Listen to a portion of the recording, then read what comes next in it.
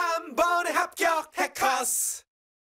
그 앞에 거 우리가 문제로 공개되기 이전의 문제요. 계속 말씀드렸었는데 군무원 시험 문제가 가장 마지막에 공개되었다. 이렇게 말씀드렸죠. 그래서 가장 마지막에 공개되는데 공개되기 전의 문제가 공개된 이후의 문제가 좀 많이 달라요. 많이 달라요. 좀 더 깨끗해진 게 공개된 이유. 공개되기 전은 그러니까 이게 국어야? 싶을 정도의 그런 문제들도 좀 들어가 있거든요. 그러니까 푸시면서 막 말도 안 되는 막 접시 돌리기가 뭐게 뭐 이런 거 나오는 거 있잖아요. 그런 것들 무시하세요. 이제 더 이상 그런 거 절대 나오지 않아요.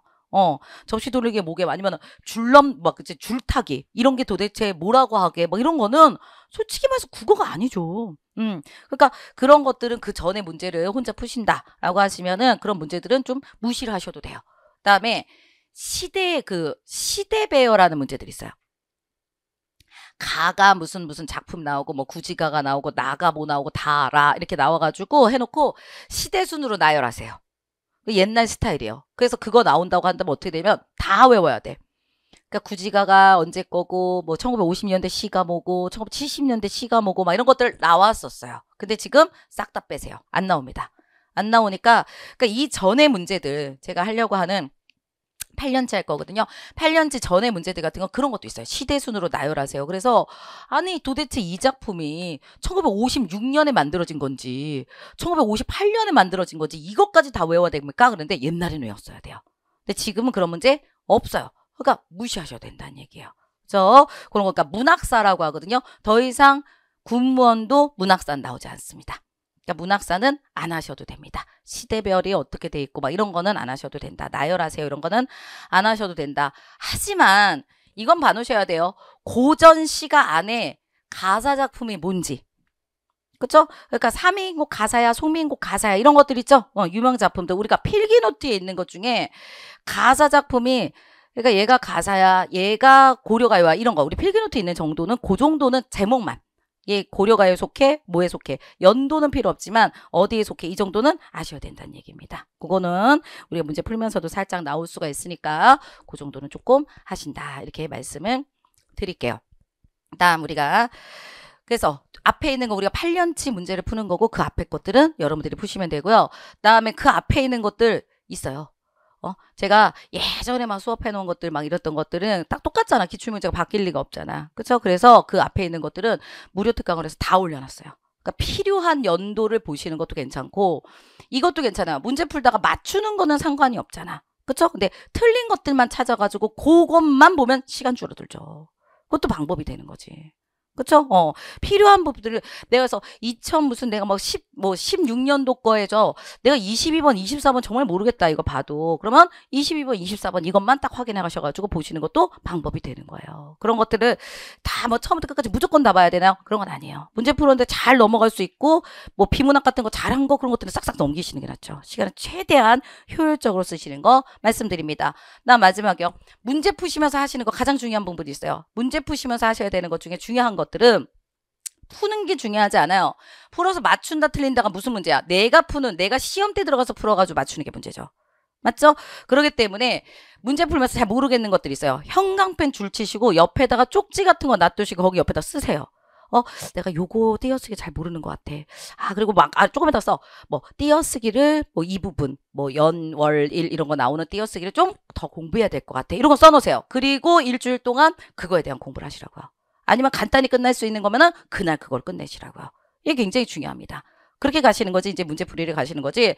문제풀이는 따르고 어법 처음부터 끝까지 다시 한번 훑고 이렇게 가시면 너무 동떨어진 거예요. 너무 동떨어진 거고 이제 제일 중요한 거는 문제 푸시면서 내가 잘 모르는 그 부분의 단원 전체 막 파생어 정책 그것도 많잖아. 그죠? 그런 날도 있을지 모르겠지만 그거보다는 파생어에서 접두사만 파생어에서 지배적 전미사만 뭐 이런 것들 있죠? 뭐 이런 식으로 좀 줄여가지고 내가 공부할 걸 써가지고 갖고 가시면 뭘 해야 될지 알아요. 이것도 중요한 거니까 꼭 말씀을 좀 드리도록 하겠습니다. 그런 식으로 방식을 하시면 됩니다. 그 다음 마지막 하나. 요즘에 그 피셋 인사혁신처에서 뭐 단순암기가 빠지고 추론원 문제가 나온다 뭐 이런 거 있죠. 그래서 그것 때문에 막 얘기들 많이 하는데 여러분들하고 관계 없어요. 그죠? 공무원 시험을 단순한 문제에서, 그죠? 단순 암기식에서 추론형 문제로 바꾼다. 그래서 비문학이 어려울질 것이다. 라고 그들은 말하고 있는 거예요. 그리고 그것도 2, 3년 유보 기간을 가진 후에 이렇게 나왔어요. 그러니까 올해부터도 아니야. 근데 그거는 일단 여러분들하고 완전 다른 얘기예요. 다른 얘기이기 때문에 우리가 그러니까 여러분들 신경 쓰지 마시고 우리가 공부했던 그대로 가셔야 돼요. 저 이제 다 때려치고 추론형 문제를 해야 되나요? 큰일 납니다. 그러시면. 문제가 아니에요. 우리랑 관련이 없는 겁니다. 그래서 우리는 문법이 반 정도가 나올 것이고, 그 다음에 여기 비문학 같은 경우도 많이 중요해지고 있고, 이런 것들을 좀 우리가 가져가거든요. 그러니까 작년 문제 형태, 그 정도의 선에서 우리가 가게 될 것 같다. 이런 얘기예요. 그러면 그게 도대체 무슨 얘기냐? 이거요. 이것까지 보여드릴게요. 2020년도 군무원 출제 문항 유형을 말씀을 드리고 있습니다. 그래서 쭉 나왔는데, 좀 프린트를 제가 이제 퍼센트를 좀 써놨는데, 보시면은요, 어법이 10개 정도. 그 다음에 우리 25문제죠? 그 다음 비문학이 8개 정도. 그러니까 얘네가 가장 많다는 거잖아. 비문학 많이 쫓아왔어요. 비문학이 옛날에는 3, 4개밖에 안 나왔단 말이야. 많이 쫓아왔다는 거죠. 그래서 얘가 어법이잖아요. 잘 안 보이네. 얘 어법이 한 40% 정도 되는 것이고 비문학이 이렇게 간다고 한다면 32% 이 정도 되는 거라고요. 두 개가 다 중요하다는 거죠. 그래서 작년의 문제 스타일로 얘기한다면은 우리는 어법이 반 정도 나왔어요. 반도 넘게 나왔었어요. 여태까지는. 근데 이제부터는 제가 생각할 때 이럴 것 같아요. 10개 정도가 계속 이 기준으로 갈 것 같아요. 25문제에서 10개 정도가 될 것 같고 비문학 이 정도 나올 것 같아요. 7, 8개 정도는 비문학이 나오지 않을까 이렇게 생각을 하고 있고요. 문학이 그다음에 얘네가 주고받을 거야. 만약에 얘가 6개로 가면 얘가 문학이 한 6개로 가고 이렇게 얘네끼리 주고받을 거예요. 얘네끼리 주고받을 거고 한자 어휘는 당연한 겁니다. 한자 하나, 한자 성어 하나, 뭐 어휘 하나 뭐 이런 거 당연히 나올 거니까 한자나 한자 성어는 무조건 공부하셔야 돼요. 이거 안 하시면 안 돼요. 한자 성어는 무조건 하셔야 돼요. 한자가 워낙에 많아서 그렇지만 한자 성어는 무조건 하셔야 되는 것이고 그다음에 여기 어휘 문제로 따로 빼진 않지만 어휘 나올 확률이 높죠. 그렇죠? 그러니까 한자 성어랑 어휘는 반드시 공부를 하셔야 된다라는 거고요. 어법 열심히 하셔야 돼요. 고로 나왔잖아. 띄어쓰기, 파생어, 단어 활용, 그 다음에 여기 뭐야 표준어, 높임법, 로마자 표기, 로마자 표기, 외래어 표기 공무원에서 안 나와요.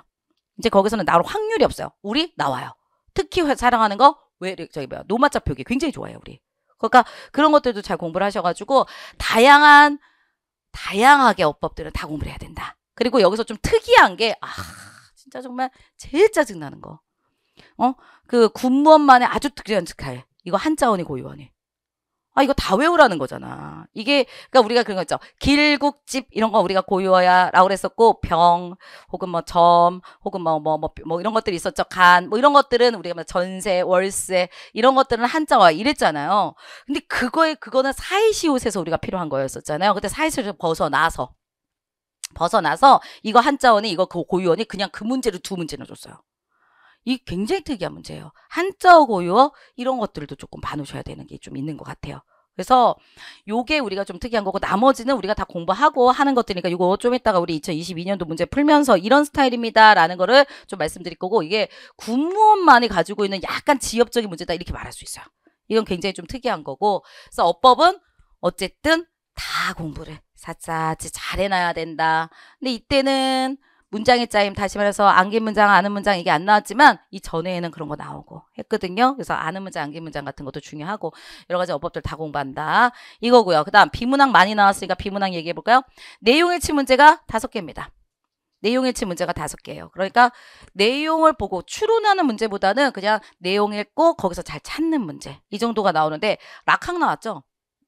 좀 이따 문제 풀었는데도 그런 얘기하면 안 되는데 어려운 지문이 가끔 하나 정도가 들어가 있어요. 그런 확률 높아요.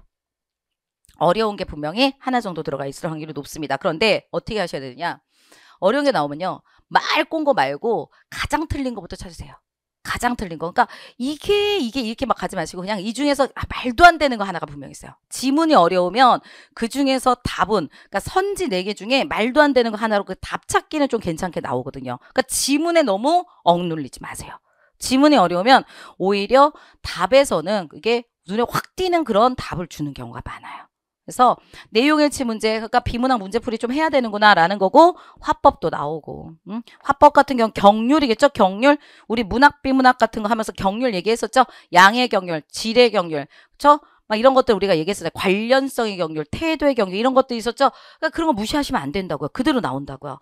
경률 문제 나오고요. 순서 문제. 아시죠? 가나다라 주고서는 순서 가는 거. 그쵸? 그래서 뒷부분 꼬리 잡게 하는 거다. 거기서 맨 끝에 단어와 그 다음에 단어, 앞부분의 단어 이렇게 꼬리 잡으면서 이렇게 단어가 연결되는 걸로 가면 된다. 이런 얘기한 거 방법들 좀 말씀을 드렸었어요. 단락 순서라든가 내용 전개 방식 이것도 우리 내용 전개 방식 했던 거죠? 문학, 비문학에서 했던 거. 그래서 얘 제외하고 나머지 얘네들은 어떻게 푸시는지도 다 말씀드렸었어요. 그때. 그쵸? 그걸 활용해서 다 하셔야죠. 활용해서 하셔야 된다고요. 그래서 내용 전개 방식은 뭐 이런 것들 있잖아. 뭐 열거니, 인과니, 그죠? 뭐 이런 것들 나오는 거 있죠. 열거, 인과, 그다음에 뭐 유추니, 뭐 대조니, 뭐 이런 것들이 있을 거예요. 그때 다 공부했던 거. 그런 것들 다 활용하는 겁니다. 만약에 오늘 그게 있구나. 근데 잘 안 되면 내용 전개 방식 다시 한번 보시는 거. 이런 식으로 써가지고 공부를 하시라는 얘기죠. 내가 좀 까먹었다 그러면 내용 전개 방식 다시 한번 하고. 만약에 내가 경률 문제가 나한테 좀 까먹었다 그러면 살짝 확인하시면 돼요. 경률 얼마나 쉬워요. 많이 어렵지 않았단 말이지. 그러니까 경률 잘 확인하시는 그런 방식으로 하시면 되고요. 어쨌든 내용 해치 문제가 많이 늘어나고 있기 때문에 늘어나는 문제에 대한 그쵸? 문제풀이는 꼭 해주셔야 된다. 그래서 이 책 물어보시는 분들 많습니다. 우리 학원에 비문학 333 책 있죠? 그래서 이거 1권, 2권, 3권 이거는 푸시는 게 좋고요. 이거 몇 권부터 풀어요? 근데 상관없어요. 뭐 레벨 차이가 있다든가 그런 게 아니고요. 그냥 순서대로 뭐 얘가 맨 처음에 나오고 두 번째 나오고 세 번째 나온 거기 때문에 3권을 먼저 풀던 2권을 먼저 풀던 상관없어요.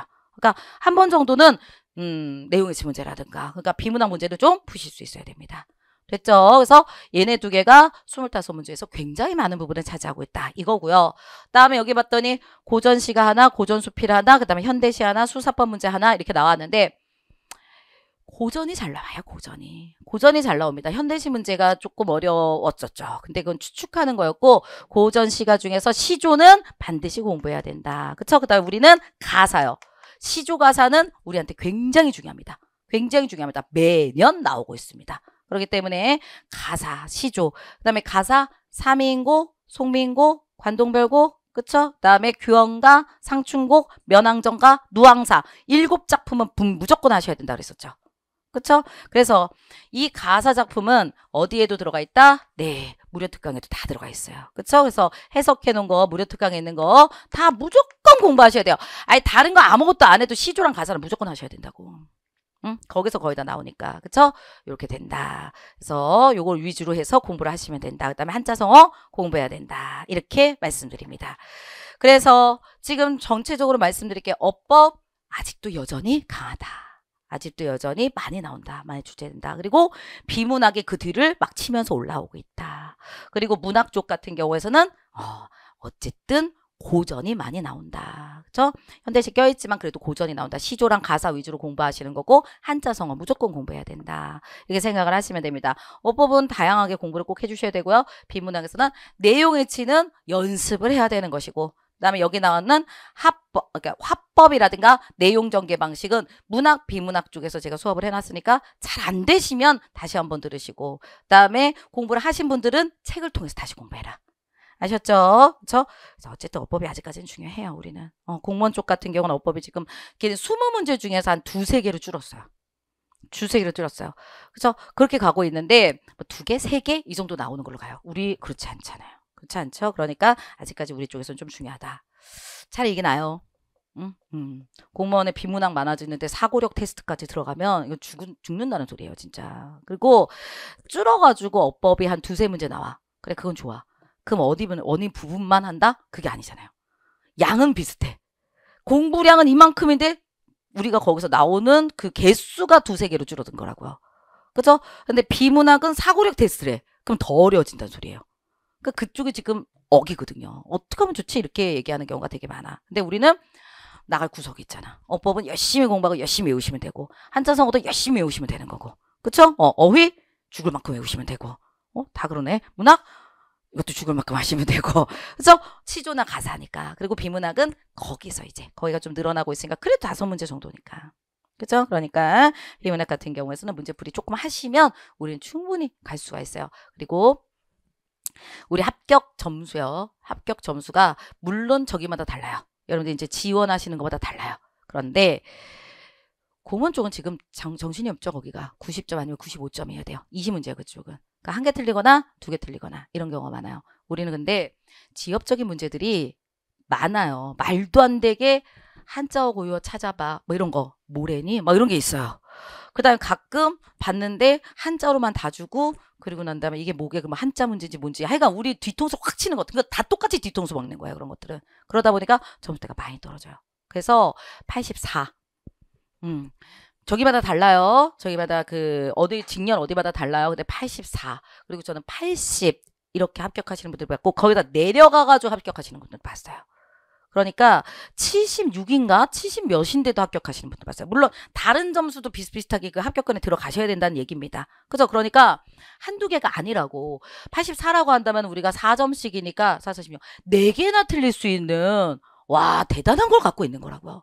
그러니까 만점에 도전한다 이렇게 생각하지 마시고 버릴 건 버리시는 게 좋아요. 그죠? 그렇지만 나머지는 확실하게 가셔야 되는 거죠. 그죠? 그래서 이 지엽적인 문제 뒤로 넘어가지 마세요.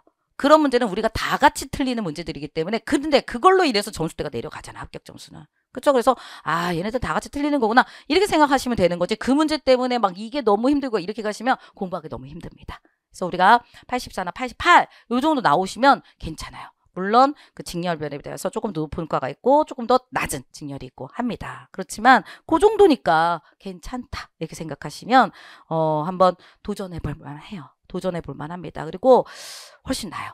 깔끔하게 내가 점수대를 가져갈 수 있는 게 있으니까. 그래서 꼭 하시고 한자성어 안 해오시면 안 된다는 거 다시 한번 말합니다. 당연히 한자성어 2문제나 나왔으니까. 그렇죠?